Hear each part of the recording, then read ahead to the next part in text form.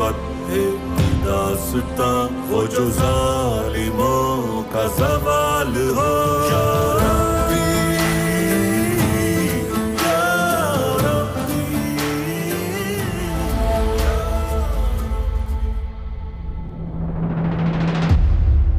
فرزند عزیز، یہ داستان تمہارے آباء و اجداد کی ہے جنہوں نے بے اذن اللہ کئی جہانوں پر حکمرانی کی۔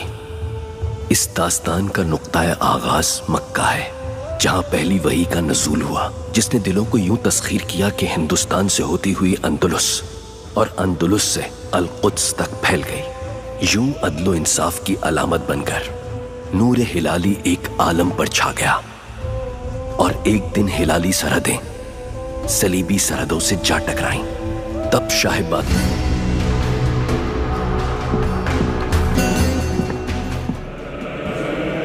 کیا کمسین بادشاہ سچائی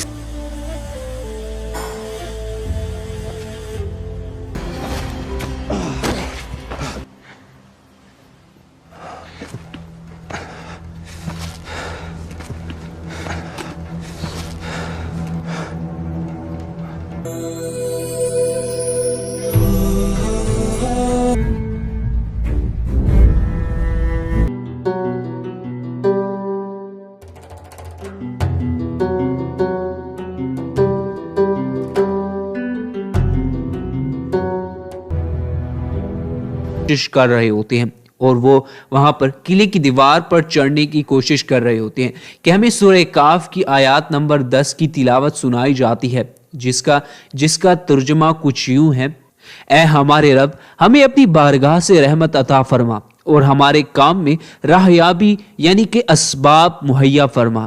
ناظرین، صلاح الدین بڑی ہی مشکل سے اور جد و جہد کر کے وہاں پر کنویں کی دیوار پر چڑھ رہے ہوتے ہیں، اور وہ ایک ایک پتھر پر بڑی ہی ہوشیاری سے اور احتیاطی سے پیر رکھ رہے ہوتے ہیں۔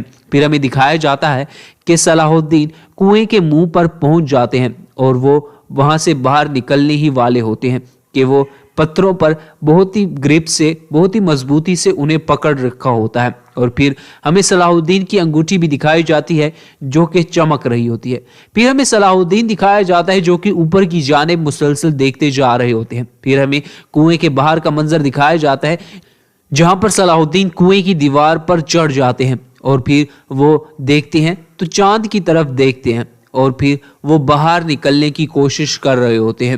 ناظرین، پھر ہمیں دکھایا جاتا ہے کہ یہ سب صلاح الدین کا ایک خواب ہوتا ہے، اور پھر وہ کنویں میں پڑا موجود ہوتا ہے کہ اس کی آنکھیں کھل جاتی ہیں۔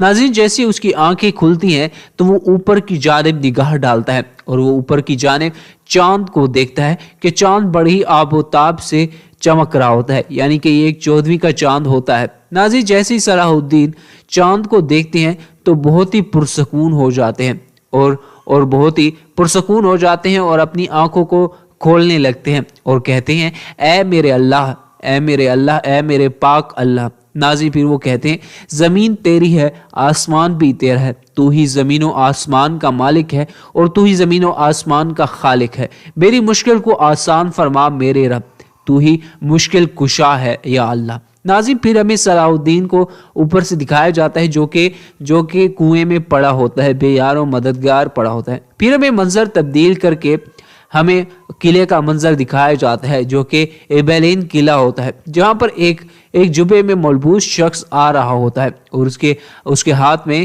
دیوار چڑھنے والا آلہ بھی ہوتا ہے، اور وہ قلعے کی دیوار کی طرف بڑھ رہا ہوتا ہے۔ وہ آگے کی طرف بڑھتا ہے، اور اس کے ہاتھ میں موجود جو اوزار ہوتا ہے، آلہ ہوتا ہے، وہ قلعے کی دیوار پر پھینک دیتا ہے۔ جیسے ہی اس آلے کو قلعے کی دیوار پر پھینکتا ہے تو وہ ایک پتھر میں پھنس جاتا ہے۔ پھر وہ اس قلعے کی دیوار پر آہستہ آہستہ سے چڑھ رہا ہوتا ہے، اور وہ قلعے کی دیوار اونچی ہونے کی وجہ سے اسے کافی زیادہ وقت لگ رہا ہوتا ہے چڑھنے میں۔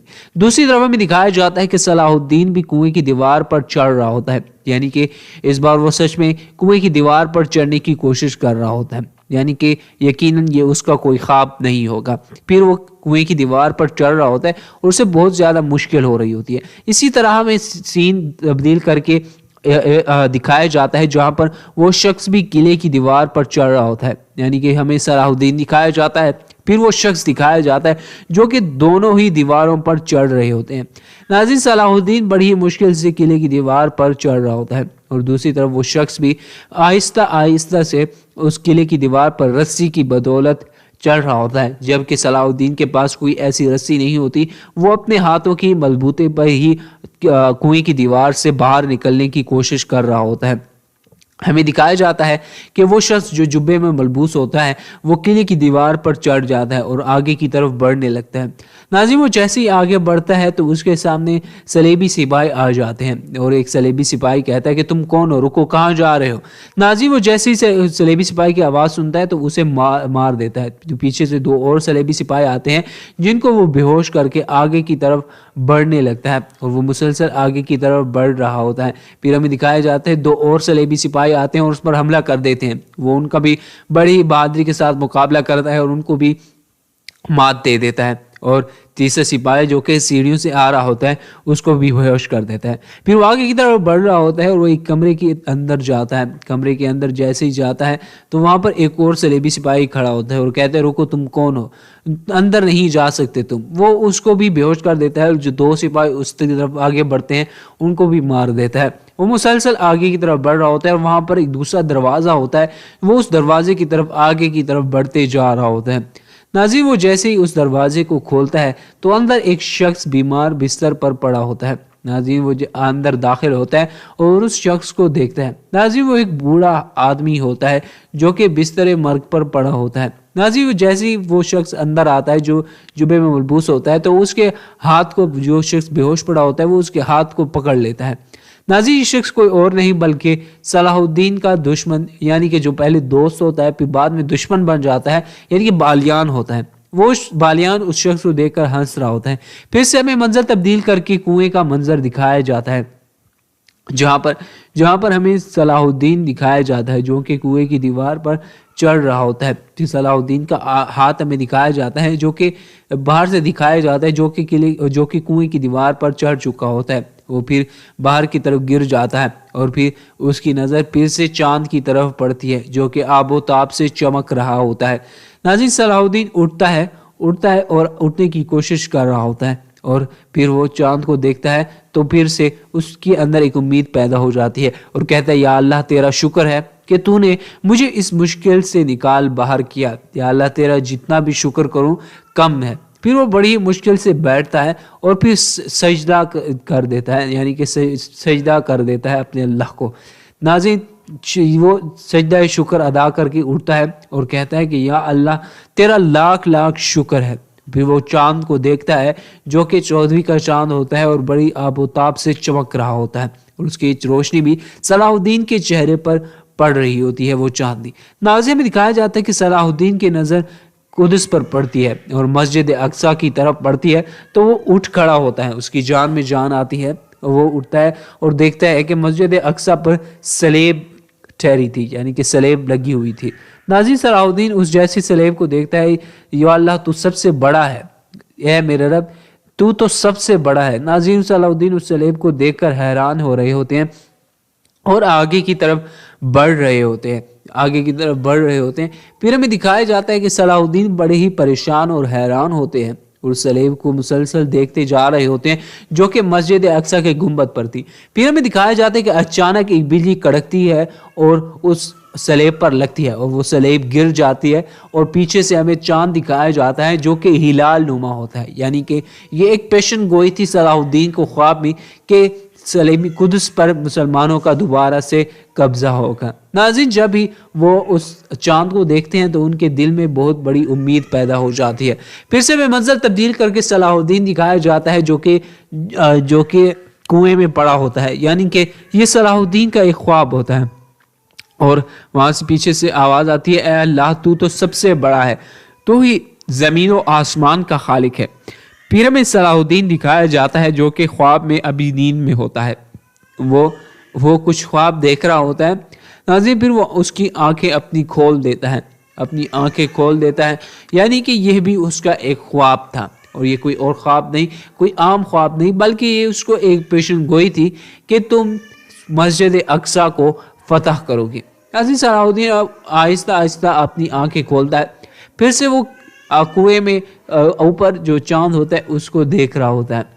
جیسے صلاح الدین اس چاند کو دیکھتا ہے اور کہتا ہے اپنا کرم فرما اے میرے اللہ، اے میرے رب تو اپنا کرم فرما، اے خالق کائنات تو اپنا کرم فرما۔ دوسری جانب ہمیں دکھایا جاتا ہے کہ وہ بوڑھا آدمی بالیان کو کہتا ہے کہ اے بالیان میرے بھائی، میں جانتا تھا کہ تم آؤ گے۔ وہ شخص بالیان اپنے بھائی سے کہہ رہا ہوتا ہے آپ نے بستر مرگ پر مجھے یہاں بلایا تو لیا، مگر بالیان اپنے بڑے بھائی سے کہتا ہے ابھی بھی چوکنا سوتے ہیں، ابھی بھی چوکنا سو رہے ہیں۔ ناظرین بالیان کہتا ہے اور ابھی تک مجھ سے زیادہ تیز ہیں۔ ناظرین وہ شخص ہنس رہا ہوتا ہے اور کہتے ہیں میں نے ان سب باتوں کے لیے تمہیں پیرس سے یہاں نہیں بلایا۔ وہ شخص بالیان سے کہہ رہا ہوتا ہے ورنہ ہمارے بابا کا قلعہ جو کہ آپ ہمارا ہو چکا ہے، یہاں تم چھپ کر چوروں کی طرح کیوں آتے ہو؟ وہ اس سے اپنے بھائی بالیان سے کہتا ہے کیونکہ میں نہیں چاہتا تھا کہ کسی کو میری آمد کا علم ہو۔ کیوں؟ وہ شخص اس اپنے بھائی بالیان سے کہتا ہے میں فرانس واپس چلا جاؤں گا۔ بالیان اپنے بھائی سے کہتا ہے ایسا نہیں ہوگا، اس کا بھائی جواب میں کہتا ہے۔ پھر بالیان کہتا ہے کہ میں چلا جاؤں گا، میں ضرور جاؤں گا۔ ناظرین وہ بہت ہی زیادہ شخص بوڑھا آدمی جو ہوتا ہے اداس ہو جاتا ہے اور اٹھنے کی کوشش کر رہا ہوتا ہے بالیان کا بڑا بھائی، تو بالیان اسے روک لیتا ہے۔ پھر بالیان کا بھائی بالیان کو ایک اشارہ کرتا ہے۔ ناظرین پھر بالیان اپنے بھائی کو گلاس میں پانی ڈال کر دیتا ہے اور اپنے بھائی کو پیش کرتا ہے تو اس کا بھائی وہ گلاس پی جاتا ہے اور وہ پانی پیتا ہے تو اس کی جان میں جان آتی ہے۔ بالیان اپنے بھائی کے قدموں میں بیٹھ جاتا ہے اور اسے گلاس لیتا ہے اور دوبارہ میز پر رکھ لیتا ہے۔ ناظرین بالیان سے وہ کہتا ہے یہاں بس ایسے ہی لوگ ہیں جو میری موت پر منتظر ہیں اور اس بات پر یقین رکھتے ہیں کہ ابیلن یعنی جس علاقے میں تم پیدا ہو یہاں واپس نہیں آؤ گے، یہاں واپس نہیں آؤ گے۔ کیا تم جانتے ہو کیوں؟ وہ بالیان اپنے بھائی سے کہتا ہے۔ تو بالیان کا بھائی کہتا ہے اگر میں مر گیا تو اور تم واپس نہ آئے تو مجھے ڈر ہے یہ علاقہ کسی اور کے حوالے کر دیں گے۔ وہ بالیان سے کہتا ہے ابیلن خاندان کے حکمرانی سے جان چھڑا لیں گے۔ وہ اس کا بھائی بالیان سے کہتا ہے شاید یہی سب کے لیے بہتر ہے۔ بالیان اپنے بھائی سے کہتا ہے اس طرح قدس میں ہونے والے ان کارناموں پر اعتراض کرنے والا اور ان کی چالوں کے بارے میں آواز اٹھانے والا کوئی نہیں بچے گا۔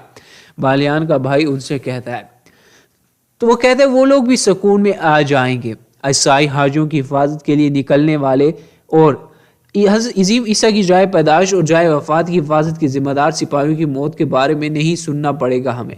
وہ اس سے کہہ رہا ہوتا ہے تم ایک بزدل ہو۔ بالیان کا بھائی بالیان سے کہتا ہے یہاں رہ کر قلعے کی خاطر لڑنے کی بجائے تم فراری کا راستہ اختیار کر رہے ہو، تم بھاگنے کو ترجیح دے رہے ہو۔ بالیان ہمیں سلطنت کے ساتھ تعلقات بہتر رکھنے ہیں اور